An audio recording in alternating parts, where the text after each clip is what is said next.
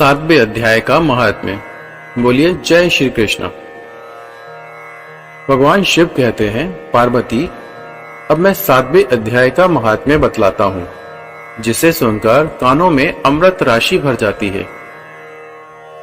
पाटलिपुत्र नामक एक दुर्गम नगर है, जिसका द्वार बहुत ही ऊंचा है। उस नगर में शंकुकर्ण नामक एक ब्राह्मण रहता था।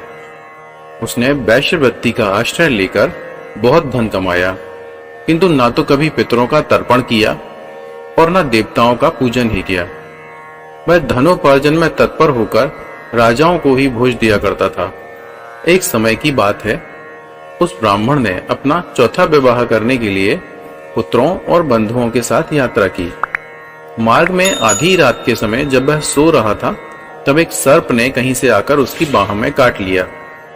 उसके काटते ही ऐसी अवस्था हो गई कि मणि, मंत्र और औषधि आदि से भी उसके शरीर की रक्षा नहीं हो पाई। तत्पश्चात कुछ ही क्षणों में उसके प्राण पखेरु उड़ गए। फिर बहुत समय के बाद वह प्रेत सर्प योनि में उत्पन्न हुआ। उसका चित्त धन की वासना में बंधा था। उसने पूर्ण वृत्तांत को स्मरण करके सोचा, मैंने जो घर के बाहर करोड़ों की संख्या में अपना धन गाड़ रखा है, उससे इन पुत्रों को वंचित करके स्वयं ही उसकी रक्षा करूंगा। एक दिन सांप की योनि से पीड़ित होकर पिता ने स्वप्न में अपने पुत्रों के समक्ष आकर अपना मनोभाव बताया।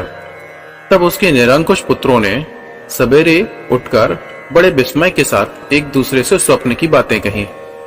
उनमें से मंझला पुत्र कुदाल हाथ में लिए घर से निकला और जहां उसके पिता सर्प योनि धारण किए रहते थे, उस स्थान पर गया। यद्यपि उसे धन के स्थान का ठीक ठीक पता नहीं था, तो भी उसने चिन्हों से उसका ठीक निश्चय कर लिया और लोभ बुद्धि से वहां पहुंचकर बांबी को खोदना आरंभ किया। तब उस बांबी से एक बड़ा भयानक सांप प्रकट हुआ और बोला, ओ मूढ़, तू कौन है? किस लिए आया है? क्यों बिल खोद रहा है? किसने तुझे भेजा है? पुत्र बोला, मैं आपका पुत्र हूँ, मेरा नाम शिव है। मैं रात्रि में देखे हुए स्वप्न से विस्मित होकर यहाँ का स्वर्ण लेने के लिए कौतूहल से आया हूँ।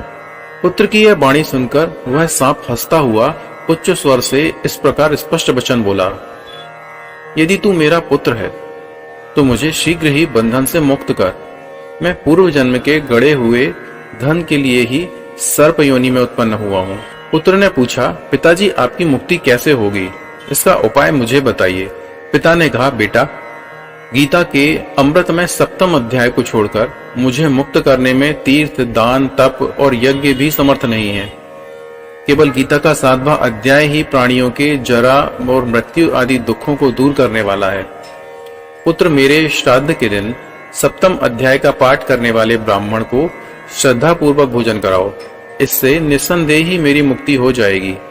बस अपनी शक्ति के अनुसार पूर्ण श्रद्धा के साथ वेद विद्या में प्रवीण अन्य ब्राह्मणों को भी भोजन कराना। सर्प योनि में पड़े हुए पिता के ये वचन सुनकर सभी पुत्रों ने उसकी आज्ञा के अनुसार तथा उससे भी अधिक किया। तब शंकुकर्ण ने अपने सर्प शरीर को त्याग कर दिव्य देह धारण किया और सारा धन पुत्रों के अधीन कर दिया। पिता ने करोड़ों की संख्या में जो धन बांट कर दिया था, उससे भी सदाचारी पुत्र बहुत प्रसन्न हुए।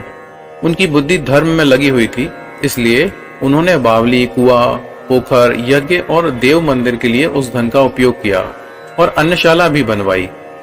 तत्पश्चात 7वें अध्याय का सदा जप करते हुए उन्होंने मोक्ष भी प्राप्त किया।